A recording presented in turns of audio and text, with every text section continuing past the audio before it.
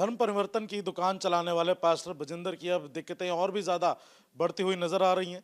हाल ही में एक वीडियो सामने आया है और उस वीडियो के बेस पर जो की है पर्चा भी अब दर्ज हो चुका है, एफआईआर दर्ज हो चुकी है पास्टर बजिंदर के खिलाफ।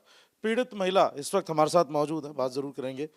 मैम, आप पास्टर बजिंदर को कब से जानती हैं, कितना समय हो गया आपको? 11-12 साल से मैं जुड़ी हुई हूँ मिनिस्ट्री के साथ। हाँ जी।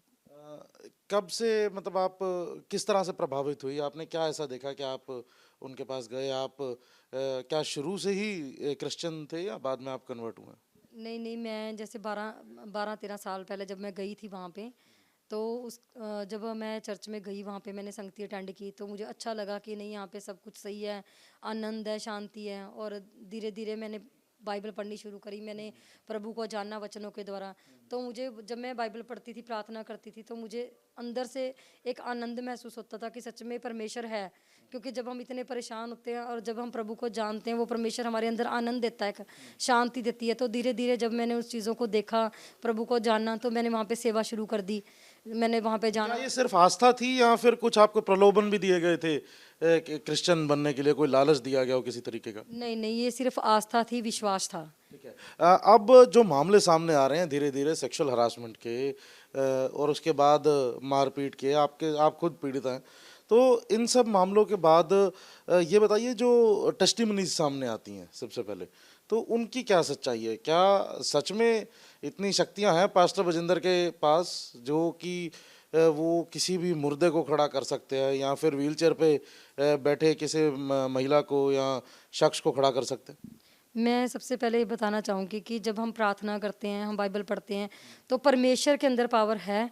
प्रभु सब कुछ करने में सामर्थ्य है। और जब हम प्रार्थना करके ट्रस्ट कर कर चर्च में जाते हैं, वहाँ पे संगति अटेंड करते हैं, तो वो आनंद, वो पीस है, जो वो हम वचन को सुनते हैं, तो परमेश्वर का वचन काम करता है।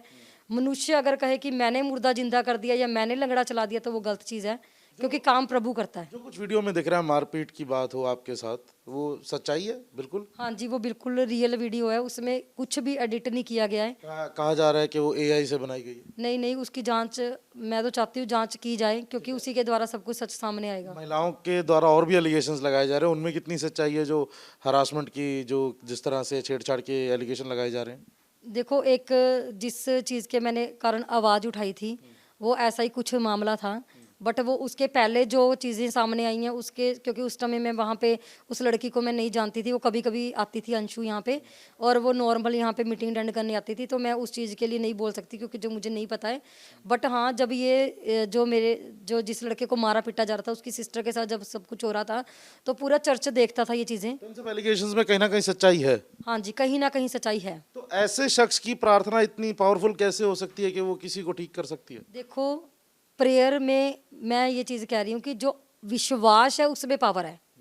ठीक है ना? जब वो हम विश्वास करते हैं, विश्वास के द्वारा हम भी तो प्रार्थना कर रहे हैं घर जाके, तो जब हम प्रार्थना कर रहे हैं तो काम तो परमेश्वर ने करना है ना, किसी मनुष्य ने नहीं करना। वो इतनी आस्था लेकर आ रहे हैं, और जो परमेश्वर एक गिफ्ट देता है, अगर वो उस गिफ्ट का मिस यूज करने लग जाए और वो कहे मैं भगवान हूँ, तो इसमें परमेश्वर का कहीं कसूर नहीं है और विश्वास रखने वाले का कसूर नहीं है। उनके विश्वास के साथ तो खिलवाड़ किया जा रहा है, उनकी आस्था के। जो वीडियो है, वीडियो की पूरी सच्चाई क्या है और क्या था वो पूरा वाक्य आपके साथ, जो मारपीट का जो दृश्य देखा हमने? हाँ जी, उस दिन क्या हुआ, उस दिन थर्सडे मीटिंग थी, तो थर्सडे का एंड था, जैसे कि फ्राइडे 12:30 टाइम था उसका, उस दिन का। तो जब फ्राइडे 12:30 अर्ली मॉर्निंग सबको रोका गया था उस दिन, वीरवार के बाद, मीटिंग के बाद जब हम मीटिंग अटेंड कर, मीटिंग ख़त्म हुई, तो जैसे ही प्रॉफिट जी आए, तो जब वो आए तो उन्होंने वहाँ पे क्या किया, सबको रोका हुआ था। तो उस लड़के को, जो लड़के की बहन के साथ सब कुछ हो रहा था, क्योंकि वो लड़का काफ़ी दिन से परेशान था और वो हमें बार बार बोल रहा था कि ये चीज़ें जो हो रही हैं गलत हो रही हैं, और उसके कारण बहुत ज़्यादा वो परेशान था। उसने अपनी बहन को बिल्कुल घर में छोड़ दिया, उसे फ़ोन छीन लिया। और जिस बात का जब इनको प्रॉफिट जी को पता लगा, तो उस चीज़ का गुस्सा वो उस बच्चे के ऊपर उतारने लगे और उन्होंने फ़ोन भगा के उसके मुंह पे मारा। और जब वो लगा, फिर उठ के आए, उसके थप्पड़ भी मारा। तो फिर मैंने बोला कि मुंह से बात करो, जो आपने करनी है, वो बच्चों की मर्जी है कि वो सेवा करे ना करे। तो ये चीज़ उनकी खुद की विषय, क्योंकि जब हम भी सेवा करने हैं, हम अपनी मर्जी है, किसी की कोई जबरदस्ती नहीं, आपने किसी के लिए आवाज उठाई? हाँ जी, मैंने सिर्फ उस लड़की के लिए और उस परिवार के लिए आवाज़ उठाई, क्योंकि वो पहले भी बहुत साल पहले, उसकी एक बहन थी पहले सिस्टर थी जिसका यूपी में किसी और पर्सन ने रेप करके मार दिया था, क्योंकि वो पहले ही एक सिस्टर को अपने खो चुका था। तो वो मेरे पास रोता था कि पास्टर जी मैं नहीं चाहता कि मेरी दूसरी बहन के साथ ही सेम चीज़ें हों। तो इस कारण वो लड़का थोड़ा इमोशनल इस चीज़ के लिए टूटा हुआ था। वो दोनों रोते थे कि पास्टर जी प्लीज़ मेरी बहन के साथ कुछ गलत ना होने देना। तो मैंने उस लड़की को भी समझाया, पर वो लड़की वो बिल्कुल वो सोचती थी कि नहीं, जो ये चीज़ें ये मेरे भाई बोल रहे हैं ये गलत बोल रहे हैं। तो वो सारी चीज़ें प्रॉफिट जी को बता देती थी कि मेरे को चर्च नहीं आने दे रहे, ये लोग ऐसे कर रहे हैं। तो वो लड़की भी उनका साथ दे रही थी, और मुझे नहीं पता उन्होंने कैसे उनको मैनिपुलेट किया लड़की को, पर वो भाई उस टाइम तक बिल्कुल एंटी थे जिस दिन वो बात हुई है। तो जब वो बात हुई तो उन्होंने जैसे उसके उठ के थप्पड़ मारा, तो मैंने बोला कि ये चीज़ क्यों कर रहे हो आप, उनकी इच्छा। तो उन्होंने वहाँ बैठे थे, कॉपी उठा के उन्होंने मेरे फेस पे मारा। मेरी 1.5 साल की बच्ची उस टाइम मेरी गोदी में थी, और मुझे लगा कि मेरी बेटी के कुछ ऊपर उन्होंने भगा के मारा, और वो उसके लग गया है। और वो एकदम मैंने लड़की को साइड किया और मैं आगे गई, और मैंने उनको थोड़ा आवाज़ को मैंने बोला कि आप ये चीज़ें क्यों कर रहे हो, आप अपने मुंह से बात करो, क्योंकि मैं एक 40 साल की लेडी हूँ, अगर आप मेरे साथ ये चीज़ें कर रहे हो तो वो सही नहीं है, और आप उस बच्चे के साथ भी मारपीट कर रहे हो। तो जब मैं अभी बोल रही थी उन्होंने मेरे थप्पड़ मारा, मेरा गला दबा दिया, मेरे मुंह पे मुक्का मारा और जोर के मुझे ऐसे पीछे को पुश किया, तो सारे इकट्ठे हो गए।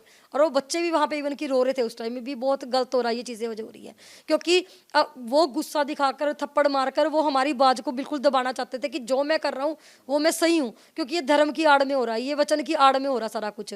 तो उसके बाद वो लड़के ने बोला कि प्रॉफिट जी ये पास्टर जी तो हमें एक माँ की तरह टीच करती है, ये गलत नहीं कुछ भी हमें सिखाती, और उन्होंने ऐसा कुछ भी नहीं हमें बोला, ना मेरी बहन को बोला है। तो उन्होंने ऑन द स्पॉट उसकी तरफ गए और इतना ज़्यादा उस लड़के को मारना शुरू कर दिया, इतना ज़्यादा उस लड़के को मारा कि वो इतना ज़्यादा परेशान हो गया। बाद में भी वो दूसरे कमरे में जाकर अपना सिर पकड़ के रो रहा था कि मेरा सिर अंदर से पेन हो रहा है। इतना ज़्यादा वो लड़का हर्ट हुआ था उस चीज़ को लेकर। और उस दिन जिस दिन ये सब चीज़ें हुई, मैं अपने आप से अपनी आंखें नहीं मिला पा रही थी। अपने परिवार को जब मैं घर जाके बता भी नहीं पा रही थी कि मेरे साथ क्या हुआ, मैं क्यों इतना ज़्यादा रो रही हूँ, मेरे बच्चे हर्ट हुए हैं। और मैंने अपने पति से बात की तो उन्होंने बोला कि इन चीज़ों को ख़त्म करो, और हमने नहीं जाना कहीं चर्च, अपने घर बैठो, बाइबल पढ़ो, प्रार्थना करो, परमेश्वर यहीं पे है। तो हमने उस दिन डिसाइड किया कि हम सब कुछ छोड़ देंगे। तो हमने 2 दिन के बाद ही, जब मैं थोड़ा संभली तो मैंने रिज़ाइन डाला। मैं 2 दिन गई नहीं वहाँ पे, और सिर्फ 1-2 घंटे के लिए गई और वापस आ गई थी। और उसके बाद जब 2 दिन के बाद मैंने वहाँ पे रिज़ाइन डाला, ऑफिशियल रिज़ाइन डाला, उसमें लिखा स्पेशल कि जो मेरे साथ मारपीट की गई है उसके कारण मैं रिज़ाइन डाल रही हूँ, क्योंकि मुझे पता है कि अब जो आप नेक्स्ट स्टेप करोगे वो क्या करोगे।